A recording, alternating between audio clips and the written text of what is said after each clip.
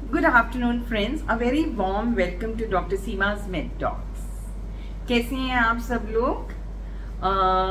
मौसम का लुत्फ ले रहे हैं? हमारे यहाँ पर तो हल्की हल्की बारिश हो रही है, and that has really made the मौसम थोड़ा सा pleasant हो गया है.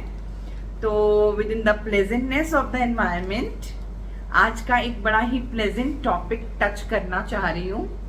तो हम क्या चाहते हैं एज वी ग्रो ओल्ड या फॉर आर ओल्डर पेरेंट्स, हम लोग क्या चाहते हैं that they should have and we should in our upcoming years we should have a good quality of life, है ना. एक अच्छी जिंदगी जीना, एक ऐसी जिंदगी जीना जिसमें हमें किसी के ऊपर डिपेंडेंट ना हो सके, बहुत ज़्यादा मोटापा ना हो, मसल मास बना रहे, हमारी लिमिटेशंस ना रहे ज़्यादा.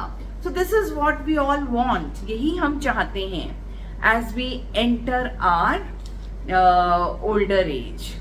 तो एक अच्छी ज़िंदगी जीने के लिए जो होमवर्क करना पड़ता है वो शुरुआती तौर पे करना पड़ता है. सो जो टॉपिक आज बना रही हूँ, it is meant for the youngsters as well because the lifestyle modifications has to begin at a very very young age. तो कहने का मतलब ये है कि ये सोच के चलें कि अभी नहीं, 40 के बाद नहीं, 50 के बाद करेंगे या 20 के बाद नहीं. तो you have to start with your lifestyle changes at the age of 25-30 itself, है ना. तो जितना आपका लाइफस्टाइल बैलेंस में रहेगा उतना आपकी जिंदगी आगे जाके आरामदायक होगी. तो ऐसा क्या टॉपिक कर रही हूँ, बहुत सारी भूमिका बांध ली है मैंने. So our topic is sarcopenic obesity. तो इसमें दोनों चीजें आ गई हैं, sarcopenia as well as obesity. दो कहा जाता है कि it is an age related disease. इसके बारे में बहुत ज़्यादा अवेयरनेस भी नहीं है, बहुत ज़्यादा लोगों को पता भी नहीं है. तो एक तो इसकी अवेयरनेस फैलाना चाहती हूँ. दूसरा, क्या ये रिवर्सिबल है? तो yes, to an extent it is again reversible. और अगर ये होता है तो किस तरीके से आप इसको प्रिवेंट कर सकते हैं, किस तरीके से आप इसको मैनेज कर सकते हैं, किस तरीके से आप इसको रिवर्स कर सकते हैं, क्या इसके कॉजेज हैं, किस तरीके से व्यक्ति के ऊपर ये चीजें आएगी, क्या इसकी कॉम्प्लिकेशंस होती हैं, ये सारी तमाम बातें हम इस वीडियो में डिस्कस करते हैं. तो as the name itself suggest, sarcopenic obesity यानी कि there is a dual factor. एक तो आपका मसल मास लॉस हो रहा है यानी कि सार्कोपीनिया हो रहा है. दूसरा, आपको ओबेसिटी हो रही है यानी कि there is an increase in the adipose fat tissue.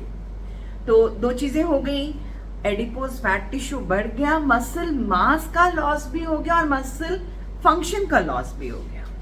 तो जब ये चीज होगी तो क्या होगा, आपकी ऑब्वियसली फिजिकल लिमिटेशन हो जाएगी, आपकी मूवमेंट्स कम हो जाएंगी और क्या होगा, आपकी फॉल ज्यादा बढ़ जाएगी. जब आपकी बॉडी में सपोर्ट करने के लिए मसल ही नहीं रहा तो उससे क्या होगा कि आपकी फॉल्स बढ़ जाएगी, क्योंकि मसल मास लॉस के साथ क्या होता है, आपका बोन मास भी गिरता है.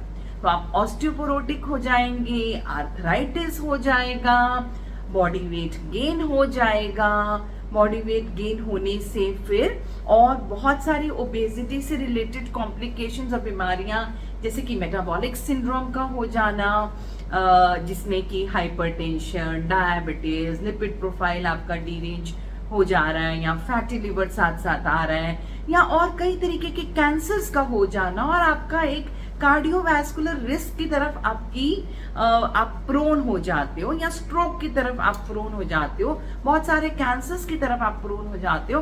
तो मतलब कहने का ये है कि देखिए, वैसे तो जिंदगी में जो होना है वो होकर ही रहेगा, लेकिन अगर कुछ जानकारी लेके कुछ प्रिवेंशन कर सकें तो I think that would be the best thing. समझदारी इसी में है कि समझदारी से ही चला जाए.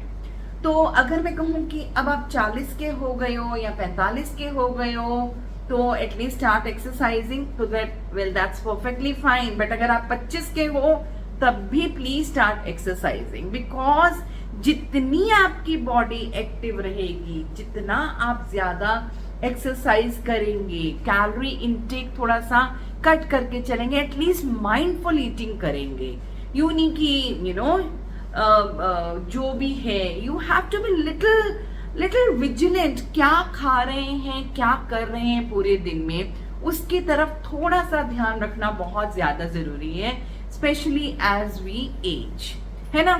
तो हमारे वो जो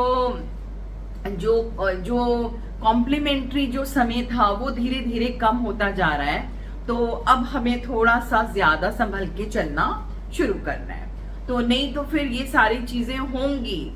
वेल, आप ओबीज हो तो भी it's perfectly fine cosmetically, but when your health comes at the toss then it becomes little more difficult. तो अपनी हेल्थ ठीक रखने के लिए इन चीजों से बचना बहुत जरूरी है, और एक अच्छी क्वालिटी ऑफ लाइफ जीने के लिए क्या जिंदगी चाहोगे कि आप डिपेंडेंट बन के चलो किसी के, नहीं चाहेंगे ना।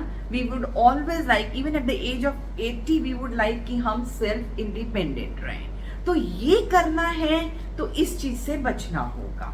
तो अब मैंने आपको एक डेफिनेशन, वैसे कोई इसकी बन के कोई ऐसी डेफिनेशन नहीं आई है, but yeah, this is the definition: when your muscle mass decreases, when your adipose tissue, your fat increases, your muscle function decreases, तो उसको बोलते हैं हम सार्कोपेनिक ओबेसिटी।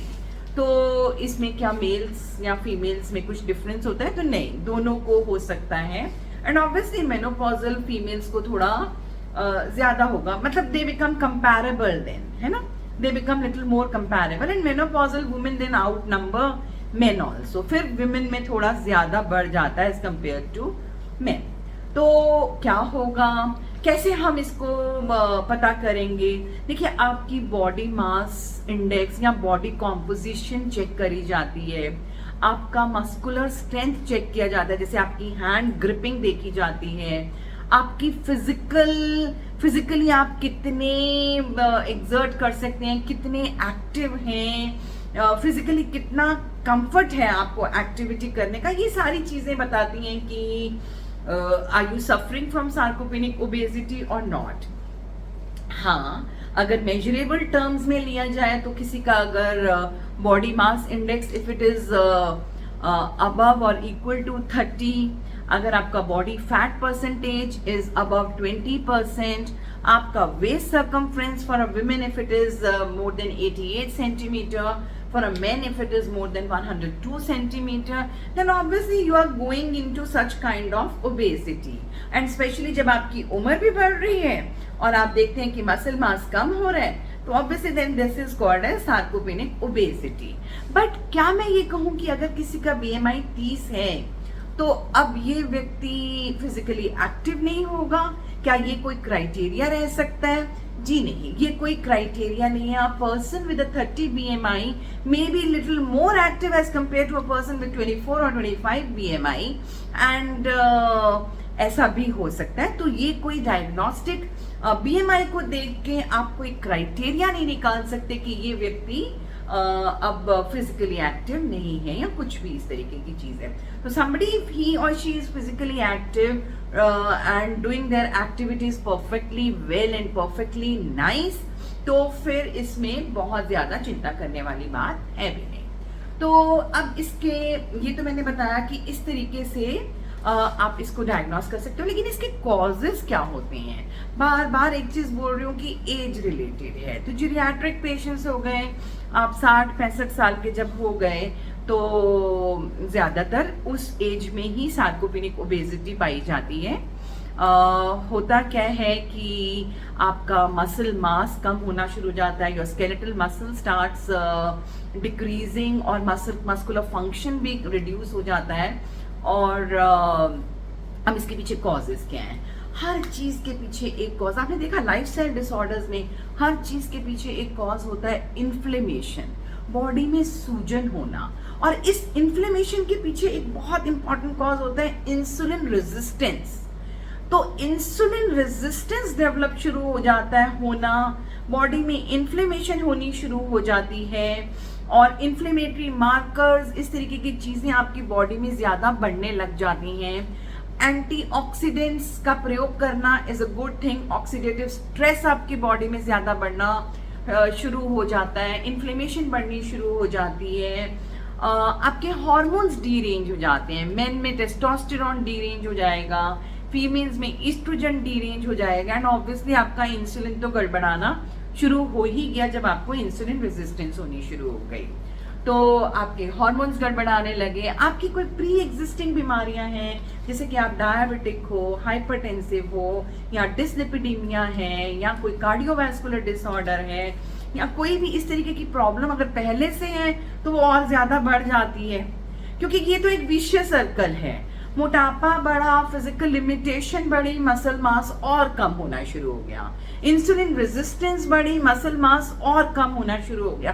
तो ठीक क्या करना है? देखिए, मैं बहुत इस तरीके से चीज बताती हूँ कि बड़ी कॉमन सेंस की बात है। ठीक, फिर दो चीजें करनी है, इंसुलिन रेजिस्टेंस की इंसुलिन सेंसिटिविटी बढ़ानी है। जब आपका मेटाबॉलिज्म भी गिर रहा है तो अपने मेटाबॉलिज्म को बूस्ट करना है। तो दो चीजें करनी है, ये दोनों चीजें आपके लाइफस्टाइल से ठीक हो सकती हैं। इसीलिए कहा कि ये रिवर्सिबल है? तो जी हाँ, to an extend it is reversible, कि अगर आप ये चीजें अपनी चलती उम्र में, बढ़ती उम्र में 30-35 में ही पकड़ना शुरू कर देते हैं, और तब तक अगर नहीं भी पकड़ते, 40 पर आकर भी पकड़ना शुरू कर देते हैं, वो भी नहीं करते तो एटलीस्ट सेडेंटरी हैबिट्स खत्म कर देते हैं, and you start doing some kind of exercise. Do not hit the gym. सिर्फ अगर आप वॉक भी करते हैं और रेजिस्टेंस ट्रेनिंग एक्सरसाइज करते हैं टू एन एक्सटेंट, तो you are helping your body to build the muscle mass. और थोड़ा सा अपनी डाइट पे कंट्रोल करते हैं, यानी कि कैलोरीज काउंट करके खाना खाते हैं, थोड़ी सी कैलोरी डेफिसिट कर लेते हैं। मैं ये बिल्कुल नहीं कह रही कि अपना दिल मार के कीजिए, आपको जो पसंद है आप वो जरूर लीजिए, बट उसकी क्वांटिटी कम कीजिए, पोर्शन साइज को कम करना शुरू कर दीजिए, और एक ही दिन में सब कुछ ना लेकर आप दिन बांट लीजिए। मैंने बोला ना, वो कॉम्प्लीमेंट्री फेज जो था, जब आप कुछ भी प्लेट में भर के खा सकते थे, वो धीरे धीरे काफी हद तक खत्म हो रहा है। तो वहां से थोड़ा सा एक लेसन सीख के अगर अपनी डाइट पे थोड़ा कंट्रोल कर लेते हैं और मसल मास को बढ़ाने की कोशिश करते हैं, अपना मेटाबॉलिज्म अगर इंक्रीज कर लेते हैं, अपना बेसल मेटाबॉलिक रेट अगर बढ़ा लेते हैं, तो that is going to really really help you out. और इससे ज्यादा मैं कुछ भी नहीं कह रही। इसी से आपका सार्कोपीनिया ठीक होना शुरू होगा, आपकी ओबेसिटी ठीक होएगी। तो 3 चीजें करनी है, अपने न्यूट्रिशन पर ध्यान रखना है, और न्यूट्रिशन पर देखिए सस्टेनेबल वेट लॉस करना है। हमको ऐसा भी कुछ नहीं करना कि इमीडिएटली वेट लॉस हो, क्योंकि उससे क्या होगा, आपकी बॉडी का मसल लॉस होगा, प्रोटीन लॉस होगा, और आपकी बॉडी का बोन मास भी में भी प्रॉब्लम आएगी। तो आपको एक सस्टेनेबल हल्का हल्का वेट लॉस करना है, और उसके साथ आपने ये ध्यान रखना है कि आप अपनी बॉडी को कुछ प्रोटीन सप्लीमेंट्स देते रहेंगे, ताकि आपकी बॉडी से मसल मास ना जाए। आप जो भी लॉस करें वो फैट लॉस करें, आप मसल मास ना लॉस करें। इसी तरीके से जब आप एक्सरसाइज करते हैं, तो एक्सरसाइज में कहीं ना कहीं रेजिस्टेंस ट्रेनिंग को अपनी एक्सरसाइज में ऐड करना बहुत जरूरी है। इन दोनों से अगर नहीं ठीक होता, then we give some kind of medications. और मेडिकेशन में क्या करना है, हार्मोन रिप्लेसमेंट थेरेपी। अगर किसी के हार्मोन्स के चलते आपका प्रोटीन का मेटाबॉलिज्म बहुत बिगड़ना शुरू हो गया, तो ऑब्वियसली आपको हार्मोन रिप्लेसमेंट थेरेपी देनी ही पड़ेगी। तो अब ऑब्वियसली अगर ये सिंपल एक ओबेसिटी है, तो this sarcopenic obesity is much more sinister and dangerous as compare to this. Calcium और विटामिन डी के लेवल्स भी अपने बढ़ाते रहें, और कैल्शियम और विटामिन डी भी पेशेंट को देते रहें। अगर no pill is equal to walk, then I think we would like to prefer that. Without pills, going out for a walk with a pair of shoes, if it can give a solution to the thing, then that's the best way of treating yourself. है ना? तो आप कितनी सारी बीमारियों से बच सकते हैं, कितने सारे कैंसर से बच सकते हैं, कितनी सारी ऐसी बीमारियां, कार्डियोवैस्कुलर डिजीज या मेटाबॉलिक सिंड्रोम या कैंसर्स, है ना, इन सब चीजों से अपने आप को बचा सकते हैं, अपनी बॉडी का ध्यान रख सकते हैं। इंसुलिन रेजिस्टेंस आपकी कम होगी, शुगर अपने आप ठीक रहेगी। शुगर को भी मैनेज करना है। अगर आप पहले से डायबिटिक हैं, हाइपरटेंसिव हैं, तो अपने शुगर लेवल्स को अच्छे से मैनेज कीजिए, अपना बीपी को मैनेज कीजिए। और जब ये सार्कोपेनिक ओबेसिटी होती है तो क्या इसके कॉम्प्लिकेशंस में क्या होगा, कार्डियोवैस्कुलर डिजीज आने शुरू हो गए, कैंसर्स हो गए, या कोई क्रॉनिक किडनी फेलियर शुरू हो गया, क्रॉनिक रेस्पिरेटरी फेलियर शुरू हो गया। तो इस तरीके की बीमारियां जब आपको आ जाएंगी तो obviously you will lose a good quality of life. एक अच्छी जिंदगी जीना आपके लिए दुश्वार हो जाएगा and you will lose your independence, you will become dependent. Arthritis आ गई, शरीर में सारी हड्डियां बोल रही हैं, चल ही नहीं पा रहे हो, जॉइंट्स नहीं चल रहे। देखिए एज के साथ थोड़ा इफेक्ट आना तो नॉर्मल है, लेकिन जहां हम अपने आप को बचा सकते हैं वहां बचा लेने में मुझे नहीं लगता कोई बुराई है। मेरा वीडियो बहुत लंबा चला गया और ठीक है, I stop it over here. So this is, इसके लिए मैं सिर्फ एक चीज और कहूंगी, थोड़ी अवेयरनेस और थोड़ी सी intensively working and intervention is needed to find out what is sarcopenic obesity. ठीक है, have a wonderful day ahead. Please take care of yourself.